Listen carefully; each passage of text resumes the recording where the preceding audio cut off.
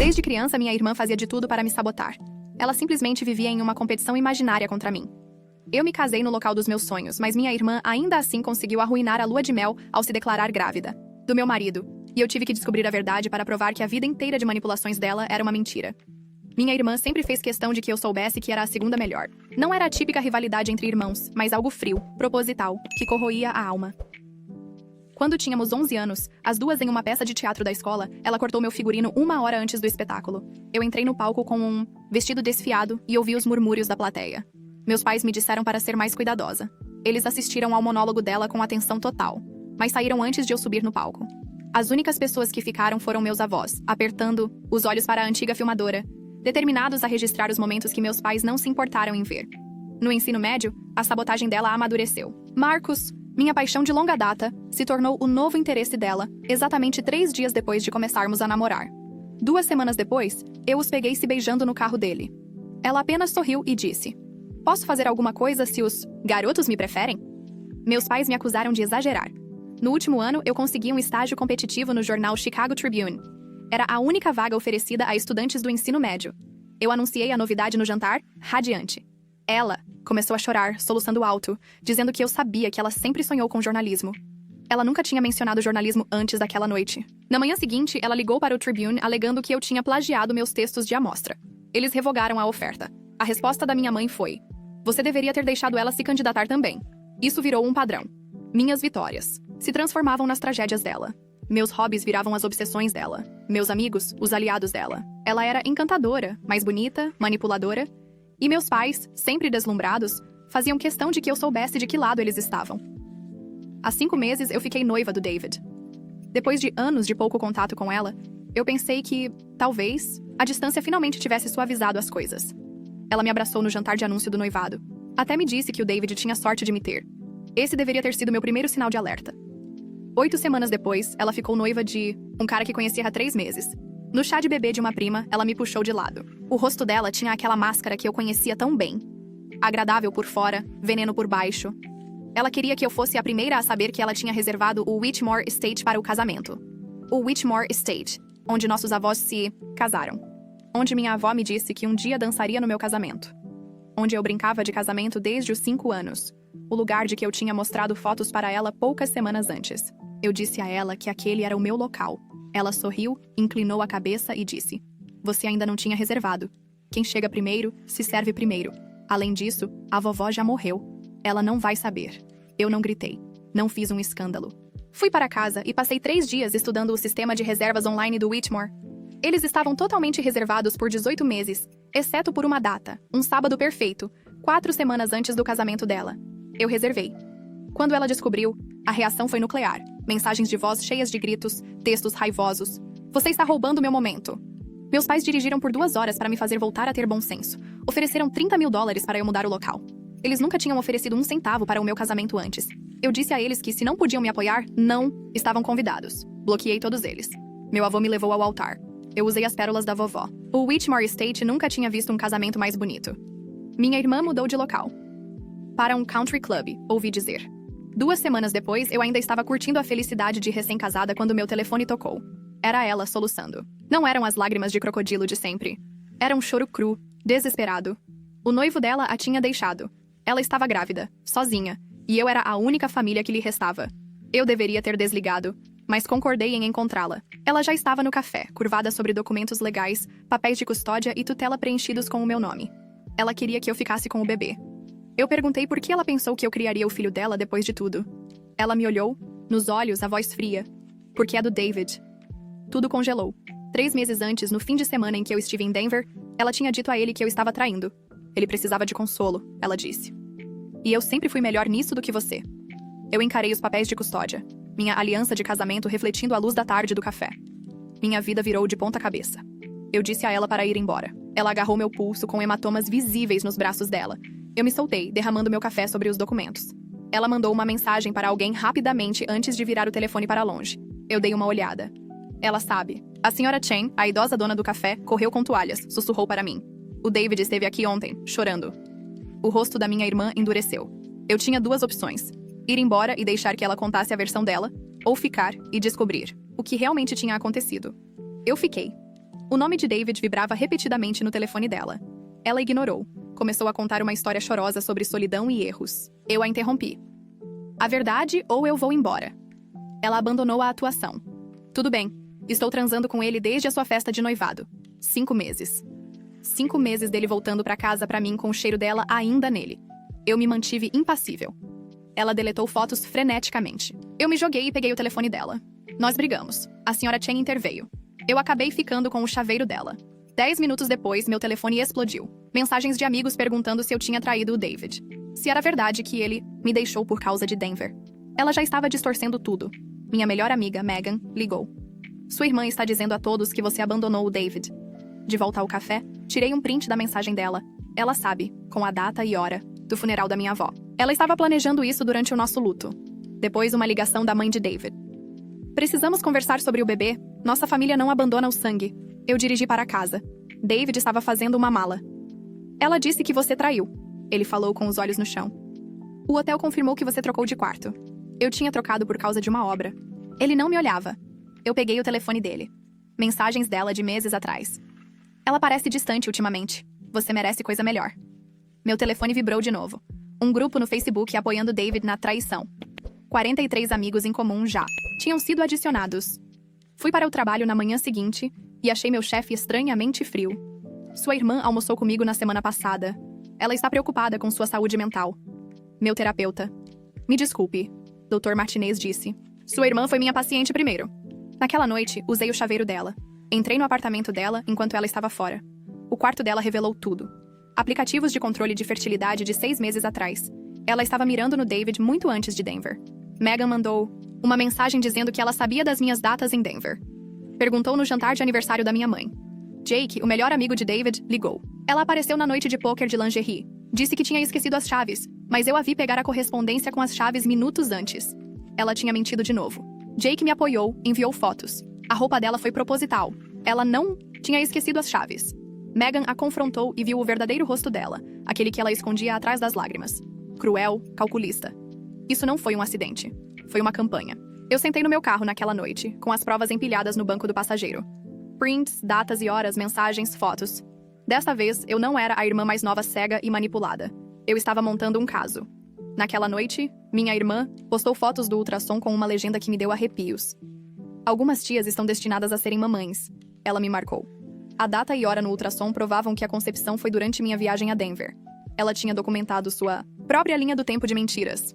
Eu me lembrei dessa tática. Destruir algo que eu amo e depois se fazer de vítima. Eu documentei tudo. Cada postagem manipuladora, cada comentário falso. Meu telefone se tornou meu arsenal. Depois, uma ligação de Eleanor, a melhor amiga da minha falecida avó. Eu a vi na farmácia meses atrás comprando testes de ovulação. Ela disse. Ela me disse que eram pra você. Eleanor tinha ficado em silêncio por muito tempo, mas agora estava com raiva. Ela tinha salvo fotos de reuniões de família mostrando os padrões da minha irmã ao longo dos anos. Ela estava pronta para falar. Eu comprei um diário físico, um com páginas grossas e capa de couro. Escrevi tudo em letra cursiva, algo que minha irmã nunca aprendeu. Provas eletrônicas podiam ser alteradas. Isso parecia mais seguro.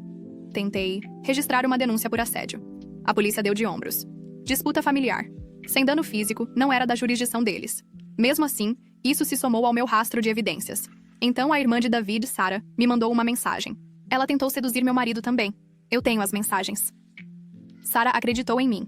Ela entendeu. Ela salvou tudo. Juntamos forças. Eu analisei os extratos do cartão de crédito de David, cobranças semanais no restaurante favorito dela, sempre às terças-feiras. Minhas noites de aula, cada uma era um soco no estômago, e mais uma prova. Então, o ex-namorado da minha irmã, da faculdade, entrou em contato comigo pelo Facebook. Ela tinha fingido uma gravidez com ele também. Destruiu o noivado dele. Ele tinha a documentação do hospital. Eu não fiz posts dramáticos. Respondi a amigos individualmente, um por um. Fatos, prints, linhas do tempo. As pessoas começaram a notar o contraste. A histeria dela versus minha precisão silenciosa. O contrato de aluguel dela expiraria em 2 semanas. Ela precisava de moradia. Nossos pais me pressionaram para deixá-la se mudar para cá. Ela é sua família, eles diziam. A ironia era tão densa que dava para engasgar. A namorada de Jake tinha uma babá eletrônica ligada durante a noite de pôquer. A filmagem mostrava minha irmã tentando seduzir vários homens. Não apenas David. Ela não estava de luto, ela estava caçando. Em outro jantar de família, notei as mãos dela tremendo enquanto ela servia vinho. Quando minha mãe gentilmente mencionou o álcool na gravidez, minha irmã congelou, e depois tomou um gole mesmo assim. Na manhã seguinte, ela ligou e se ofereceu para desaparecer por $50.000.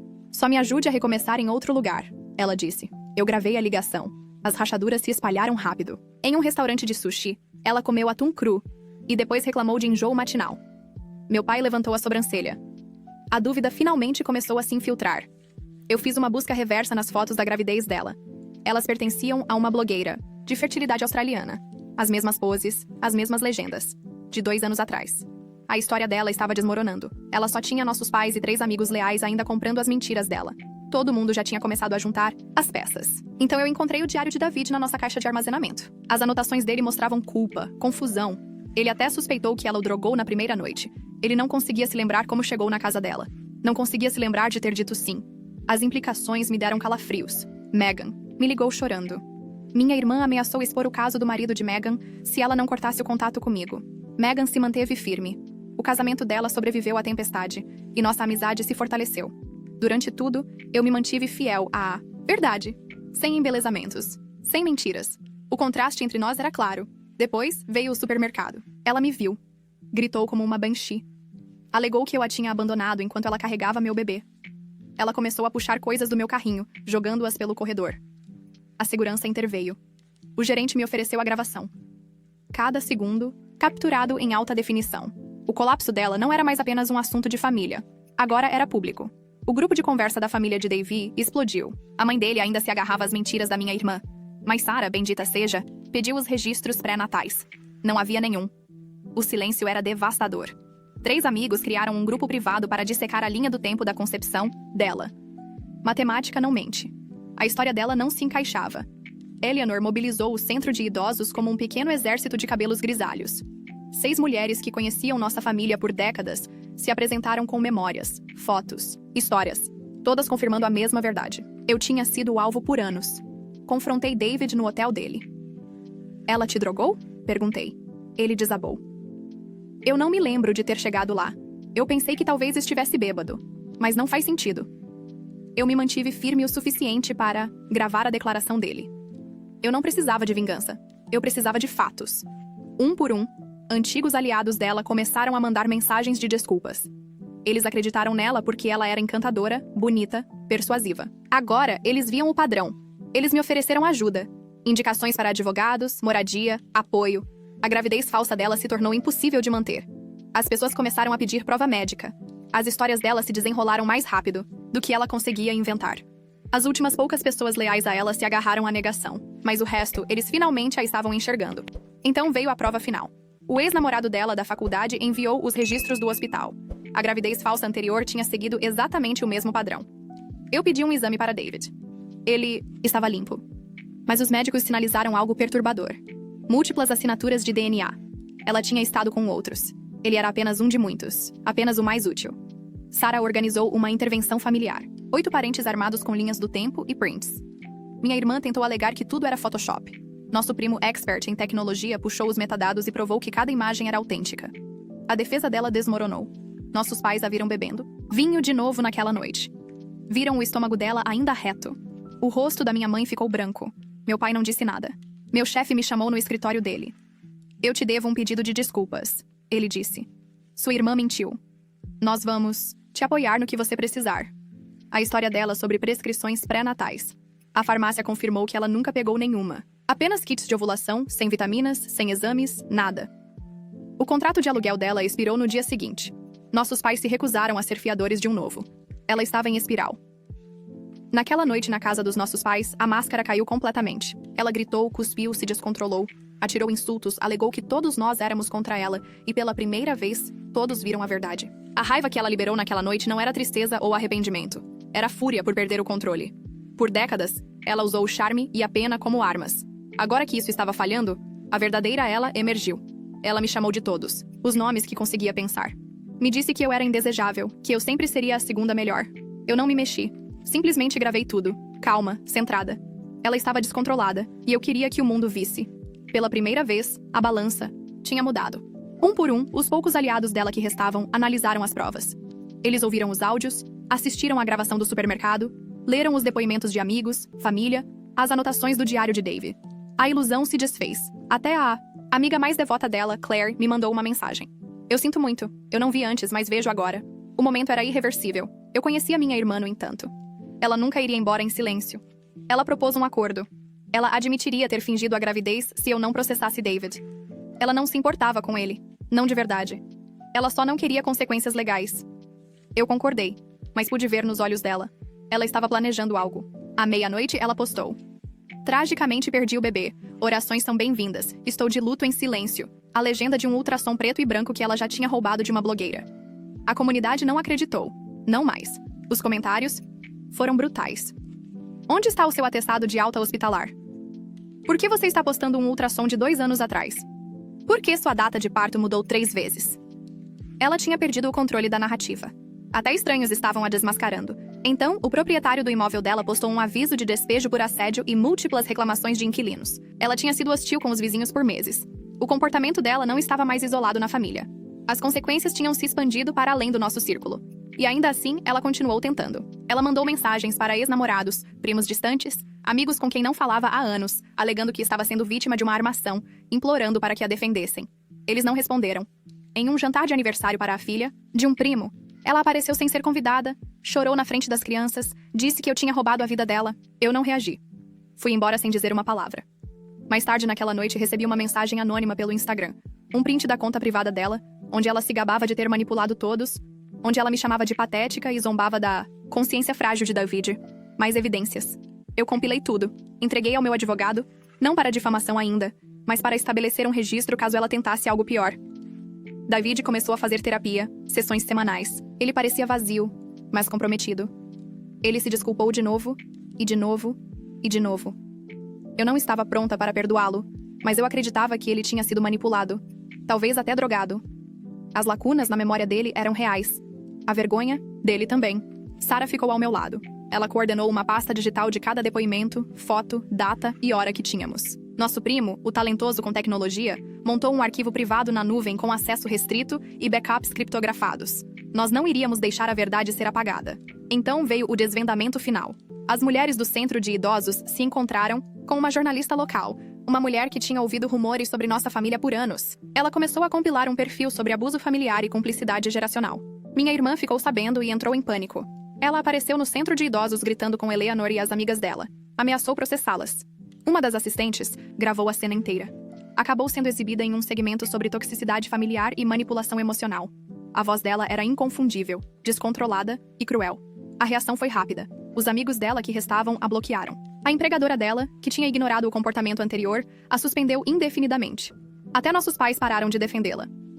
Minha mãe discretamente devolveu o bracelete da minha avó que minha irmã tinha roubado anos atrás. Apenas o colocou na minha porta em uma pequena caixa de veludo. Sem pedido de desculpas, apenas um gesto. Naquela noite, finalmente me permiti chorar. Anos de dor, manipulação, traição. Pela primeira vez, eu não era a quebrada, eu era a sobrevivente. 2 dias depois, recebi uma carta escrita à mão, de forma desleixada, da minha irmã. Ela não pediu desculpas. Ela me culpou. Disse que eu sempre tive sorte, sempre a boazinha, sempre tive pessoas lutando por mim. Disse que não fingiu a gravidez para me machucar. Fingiu porque queria ser amada, porque ser eu parecia mais fácil do que ser ela. Aquela foi a coisa mais próxima de uma confissão que ela jamais daria. Eu não respondi. Em vez disso, escrevi uma última anotação no diário. Incluí cada pessoa que se apresentou, cada fato que verifiquei, cada manipulação que eu sobrevivi. E então fechei o livro. Não porque tinha acabado, mas porque eu tinha pegado o poder de volta. Nas semanas que se seguiram, minha vida começou a se assemelhar a algo próximo da paz. Não serenidade, não cura, não ainda, mas calma. O silêncio, que se seguiu à queda da minha irmã, era mais alto do que qualquer coisa que ela já tinha gritado para mim. Eu comecei a caminhar de manhã. Rota simples, sem fones de ouvido, apenas eu, meus passos, e um mundo não mais dominado pela sombra dela. Senti a diferença imediatamente. Menos tensão nos meus ombros, menos sonhos com ela neles. Menos pesadelos onde eu era sempre a que tentava explicar enquanto todo mundo apenas acreditava nela. David e eu nos separamos. Não legalmente. Não. Permanentemente, apenas um espaço necessário. Ele entendeu. Ele não brigou comigo por isso. Ele disse que me esperaria. E talvez eu o deixe voltar ou talvez não. A parte importante é que agora é minha escolha. Eu não vivo mais na defensiva. Os amigos em comum que ficaram em silêncio durante a tempestade dela começaram a voltar lentamente para a minha caixa de entrada. Alguns queriam limpar a consciência. Outros ofereciam café, uma chance de conversar. Eu educadamente recusei. O perdão é meu para dar, não deles para pedir. Minha irmã, pelo que ouvi, se mudou para 2 cidades de distância. Novo lugar, novo nome nas redes sociais, mas sem nova reputação. A internet não esquece, nem as pessoas com quem ela se meteu. As pessoas tinham aprendido a comparar histórias agora, a checar fatos, a ver sinais de alerta em vez de charme. A onda que ela criou finalmente se chocou de volta nela. Um dia, abri minha caixa de entrada e encontrei uma mensagem de uma completa estranha, uma mulher do novo local de trabalho dela. Ela tinha dúvidas. Ela me disse que tinha perdido o bebê, depois que a irmã envenenou o chá dela. Eu não acredito nela. Posso te perguntar algo em particular? Mesmo agora, minha irmã estava tentando inventar novas mentiras, mas menos pessoas estavam ouvindo.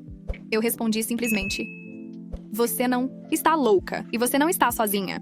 Aquilo se tornou uma nova missão. Não vingança, nem mesmo justiça, apenas verdade. Eu comecei a escrever, não apenas no diário, mas uma escrita estruturada de verdade. Meu antigo professor de jornalismo, sim, o daquele estágio no Tribune que eu perdi, entrou em contato. Ele tinha ouvido o que aconteceu. Disse que se eu quisesse uma carta de recomendação de novo, ele a escreveria. Talvez eu me candidate de novo um dia.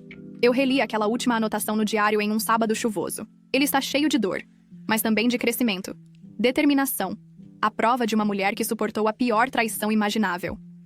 Não apenas de um marido ou de uma irmã ou até mesmo de pais, mas de uma vida inteira sendo silenciada. E ainda, assim eu falei, eu documentei, eu suportei. Uma última nota chegou meses depois de Sarah. Ela foi embora. Desapareceu. Saiu da cidade sem aviso. Ninguém sabe onde. Bloqueou todo mundo. Eu não sorri. Não chorei. Apenas senti alívio. O tipo que se assenta fundo nos seus ossos. O tipo que só vem quando o pesadelo finalmente acaba. Não com um estrondo, mas com uma saída silenciosa e permanente. Eu ainda uso as pérolas da vovó às vezes. Não para ocasiões especiais. Apenas quando preciso me lembrar de quem eu sou. Quem eu sempre fui. Alguém por quem vale a pena lutar, mesmo que eu tenha sido a única a fazer a luta.